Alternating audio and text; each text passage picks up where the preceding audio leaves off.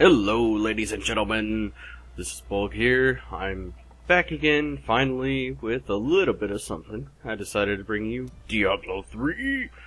This is what I've been actually spending most of my time on, and the reason I have not uploaded lately. So, I figured I would do a quick video on a spot I found to farm in Hell mode with the Witch Doctor class. Now, this is kind of the build that everybody's looking to use because it's more or less cookie cutter, and it's kind of the only thing that somewhat works in Inferno, which is the hardest difficulty of the game. The idea behind the build is it all relies on Vision Quest, which is a passive you end up getting by, I don't know, your mid-20s, level 30, somewhere around there. And the idea of it is, as you see, I have 4 abilities on cooldown right now. That's how it works. As long as you have 4 abilities on cooldown, you get 300% mana regen. I'll combine that with another passive that increases your mana by 20% and allows you to regen, I believe, 1% per second. So it's very, very nice. And the idea behind that is to use a very high mana cost spell, which would be Zombie Bears, also known as Zombie Charger, with the Bear rune. There is different variations of this build. There's other large cooldown abilities. Some people use the Gargantuan Pet. I just choose to use the Fetish Guys because it's longer cooldown, it's easier to manage, I find. I would probably change it up depending on scenario, of course. But, as you see, it's still quite effective no matter what you do. At the current time of filming this, I am quite tanky. I believe I have about 40,000 health and around 10,000 damage.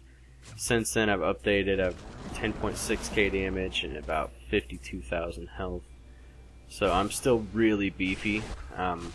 Working to change that though, because in Inferno you kind of have to stack more damage in. So I'm trying to squeeze it in.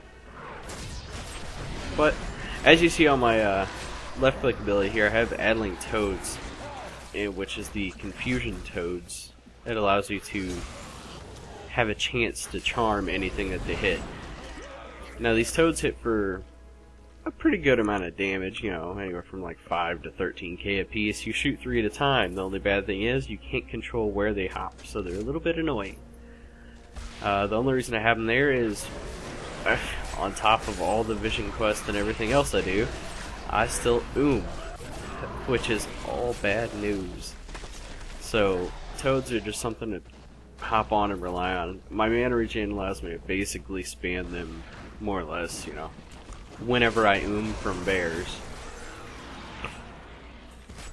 It's still probably better though if I just kind of run around and wait for bears to be up again. But as you see, these things are monsters. They're hitting for well over 30,000 damage whenever they crit. Non-crits I just turned damage on the other day. They're running like 10 to 15,000 a piece right now. It's pretty cool. Now this here is like a little mini event. You just climb the tower. You actually get an achievement for it called Crazy Tower Climber, because there's always a champion pack here. I can only imagine it on Inferno. By the way, ladies and gents, Inferno is absolutely pain. And I don't know. I haven't had very much fun with it, but I want to beat it. It's that side of me. I have to finish it. But I have soloed all the way through Hell from this point. Normal, Nightmare, and Hell mode. I've gone all the way through. I actually used the minion builds for the earlier portion of it, but after Nightmare, minions really fall off. Dogs start dying in 1 to 4 hits, depending on your gear. I started noticing when I started stacking more vitality that dogs kind of lived a little longer, but no matter what I did, they always dropped. I did try and use a passive ability that whenever anything dies around you, more or less, you get 1% health and mana back, and it reduces the cooldown of every ability by 1 second. Now that passive is awesome for summoning because it allowed me to keep the dogs up almost 100% of the time, because by the time that they died, their cooldown was up again. I liked it a lot, but it was a lot of management. to get the dog back up again. Gargantuan, he's just naturally beefy. I call him Big Fatty because he never dies. But I'll probably have to end up switching back to him eventually. I'm hoping that they change it a little bit, because that's kind of like the other side of the Witch Doctor. It's not really usable for Inferno at the moment.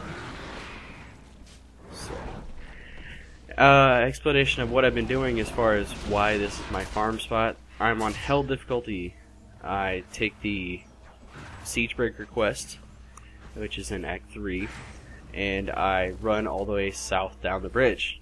As you see, I'm level 60, so every time you kill a champion or lord, you get a buff, which stacks up to 5 times, 15% magic find per stack, and gold find per stack. Usually on the normal run you'll get 3 stacks, sometimes you'll get 4, and it also increases loot from bosses. So, as you'll notice, I teleported straight back to town. You take the waypoint back to where you originally started. Go ahead and check up here. And a chest. Woo. Anyway, as you see the glowing part there, that's going to be the Siegebreaker. I'm going to take him down here in just a second after I go in here. This is where the extra lord usually comes from. Just jump in here real quick, kill him, hop out, and then kill the boss. The idea behind this is it stacks just natural magic find for you. Oh, there's the boss. Or one of the lords. And as you see, I'm so beefy I can just stand into Desecrate and it doesn't do anything. Desecrate is something they put on the ground and it usually drains your health very, very fast. But I think the main thing that keeps me alive with this build is the fact that when things die, they drop health orbs. And those are fantastic. They heal for a really large amount, and it's just really convenient that they drop right on top of you since you're in melee range anyway. And I went the wrong direction here. Now this little dungeon here is usually really small. It'll usually have a lord in it, and sometimes has a chest, I believe. Yeah, there it is. Resplendent chests that are sometimes found in dungeons, sometimes found in the world maps. They always have very good loot. Or, correction, they have loot. There's a lot of loot that's junk in this game. But, anyway, we're gonna go ahead and kill the boss now, finally. Now, Siegebreaker is a really big boss. I'm gonna go ahead and skip the little event, I believe. Oh, there you go. You can see my health and such. Stats could have been a little bit off. But, yeah. Anyway, that's the current stats I was running at the time of the build. As you see, I'm Vitality stacked. I changed that into Intellect stack, so, yeah. Apparently I'm going to, oh, there we go. I did skip it. Alright, this guy actually goes down obscenely fast in comparison to my normal build. So, as you see, his health is just raining down from these bears. He's not taking as much damage as a normal mob would, but fantastic. He's gonna hawk a loogie in my face and deal no damage. Alright, gotta pop all the cooldowns now. Look at that health. Look at it. Just raining down. And as you see, alright, so I get a handful of blues. It usually happens to get anywhere from like 3 to 6 blues, and this time I only got 1 yellow, but I have gotten anywhere from 1 to 4 yellows at a time off of him because of the buff.